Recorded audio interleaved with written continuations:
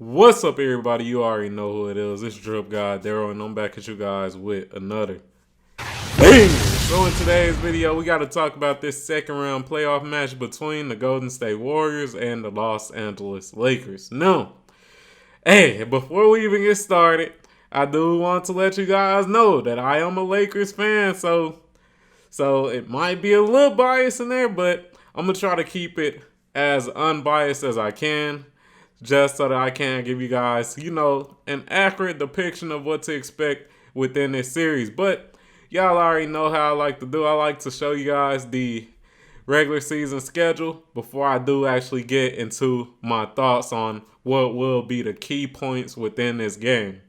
Well, not game, but this series. But hey, before we get into that, I do got to shout out a new subscriber. Shout out to Goat Sporty. Welcome to the Drip God Gang. Shout out to you. Welcome to the team, man. And I do appreciate all the support on the most recent videos. They've been going crazy. But without further ado, let's switch over and let's get right into it. All right, so we got switched over, and before we even get into this whole Los Angeles Lakers schedule, we do have to keep in mind that there have been a lot of changes to this Los Angeles Lakers team. So we got to take pretty much every game before February with a grain of salt.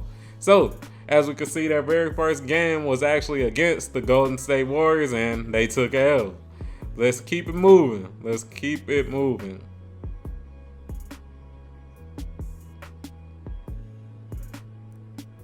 And we are just going to keep scrolling until we see another game against Golden State. All right, so here's a second game. This was actually on February 11th, and this was a dub. This was after the trade deadline. As we can see, they do got Schroeder. They do have D'Angelo Russell. So this was after the trade deadline.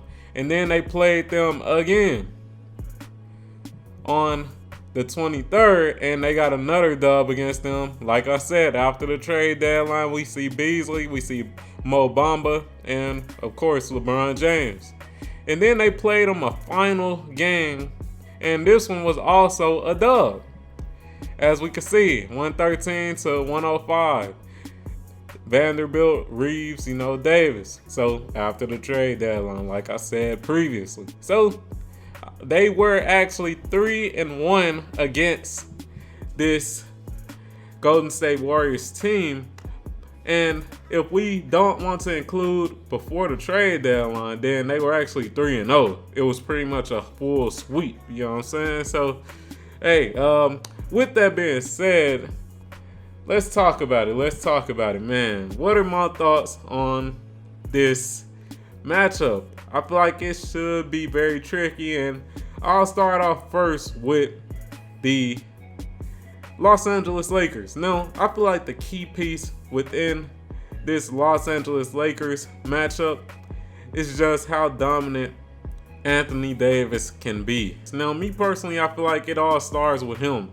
How dominant will he be against these matchups? Now, I have noticed that he tends to be somewhat lackadaisical and against the Golden State Warriors, and to be honest, I really feel like the Golden State Warriors, they might actually have his number. But if he is actually being dominant, actually using that 7 feet that he used, I feel like he can definitely, cause them problems, especially when it comes to rebounding. As we know, the Golden State Warriors, their center is Kevon Looney. And Kevon Looney in this previous series kind of dominated rebounding, but I don't feel like it'll be the same way with Anthony Davis. Anthony Davis, he showed in this previous series that he can be fairly dominant when it comes to that paint. And also, his game isn't as limited as Sabonis's was when it comes to, just his post games. Anthony Davis, he is more of a finesse big. He could hit that midi over you. He could hit you with a spin move and do the hook shot. When it came to Sabonis, it was more just, attack you with my shoulder, bring that shoulder into your chest and try to make a layup. It ain't going to be the same way with Anthony Davis. So I do feel like it starts with Anthony Davis and how dominant he can be in that paint, since he does have smaller individuals guarding him. Another thing when it comes to the Lakers, how good can those role players be? When it comes to LeBron, I feel like he will kind of get locked up because he has some good defenders on him. They have a perfect matchup against him in Andrew Wiggins, so I do feel like Andrew Wiggins is definitely going to slow down LeBron. So, like I was saying, how good can those role players be? Will Rui Hachimura keep, playing great and continue his hot streak since that previous series? Will Austin Reeves take advantage of his matchup if Jordan Poole is guarding him? Will he bait Jordan Poole into those fouls like he's been doing, most of this season? Things of that nature. How good can those role players be? I feel like that would be, another make or break point for the Lakers. Also, Vanderbilt, can he hit his threes, or will the Golden State Warriors just ignore him and he not take advantage of those open threes that he'll get? It should definitely be interesting. Let's talk about D'Angelo Russell. Which D'Angelo Russell will we get, to be honest? Which one will we get? Will we get the D'Angelo Russell that's actually hitting his threes and, impacting the team? Or will we get the lackadaisical D'Angelo Russell that can't hit shit? I don't know. We'll have to see. So, like I said, the key points for the Lakers is really just the role players and also Anthony Davis when it comes to his inside presence. Let's talk about the Golden State Warriors. Now, for the Golden State Warriors, I also feel like it's one star that obviously is going to be the main focus on this team, aka Curry. Can Curry continue, his hot streak? He literally just hit 50 on the Sacramento Kings. Can he continue that hot streak?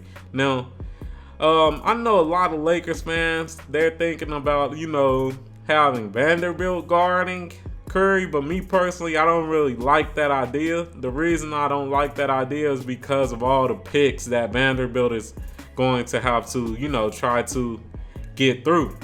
And with Vanderbilt being a bigger dude, I feel like those picks are going to be held for Vanderbilt. So I can really see Schroeder actually guarding them, because Schroeder is our best, guard when it comes to getting around those picks. And can Curry take advantage of that? More than likely he will take advantage of it. Let's just keep it real, because he's Curry, bro. He's going to make his shots. So I feel like the main focal point will be Curry. Will he be cooking our team? More than likely he will. But let's talk about some of the other players. How good can Kevon Looney be against Anthony Davis? Now, we've seen him do a great job against Sabonis, but Anthony Davis, he is a different beast. He can actually shoot the ball when it comes to that mid-range shot. But to be honest, I feel like Kevon Looney, he can play decently against Anthony Davis. Kevon Looney, he moves his feet fairly well. So I feel like that should definitely be an interesting matchup as well.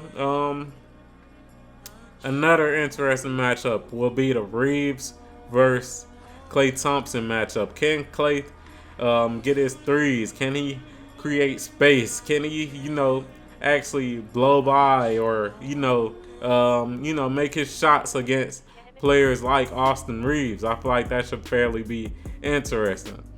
I think he may be able to, get those open looks after going around certain pick and rolls and, certain picks in general.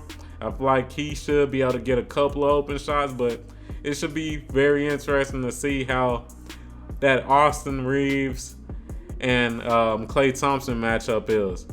One final thing I do want to just bring up is Jordan Poole. I feel like the key factor for this team, besides Steph Curry, obviously, is Jordan Poole.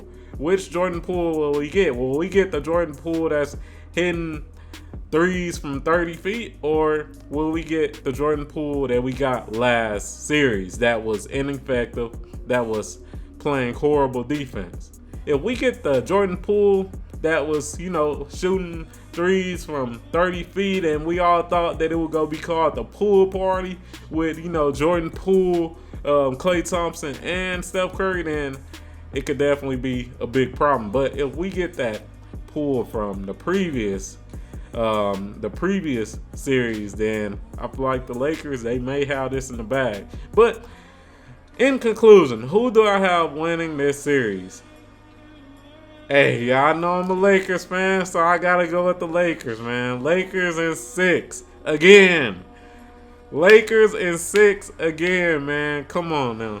But to be honest, I'm kind of biased. I'm gonna keep it real. Y'all know Lakers are my favorite team. But to be honest, this literally could go anyway. To be honest, damn, I done said to be honest too many times. But hey, yeah, this could go anyway. I can see Curry getting hot and the Lakers just struggling with the Golden State Warriors offense. And I can also see the Lakers clamping up because they do have a great defense. But it should definitely be interesting. I can't wait to watch these games. And hey, like the video, comment on the video, subscribe to the motherfucking channel, turn on notifications and all that good stuff, and I'm out. Peace.